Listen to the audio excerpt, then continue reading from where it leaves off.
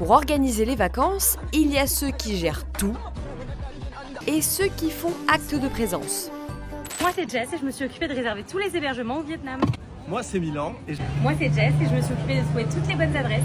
Moi c'est Milan et Moi c'est Jess et je me suis occupée de réserver les vols. En couple, en famille ou entre amis, c'est souvent la même personne qui planifie le trajet, qui réserve les hébergements ou les activités, bref, qui prend toute la charge mentale.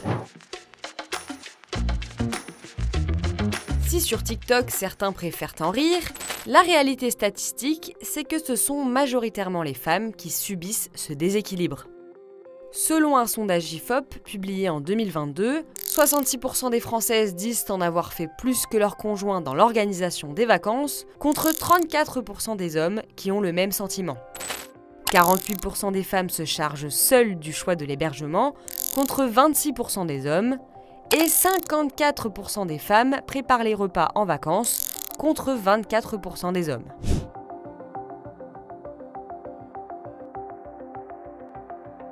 Alors que les vacances sont censées être un moment de relaxation, cette charge peut être stressante et générer des tensions, si bien que d'après une autre étude IFOP, près des 3/4 des femmes reviennent des congés d'été encore plus fatiguées, contre un peu plus de la moitié des hommes.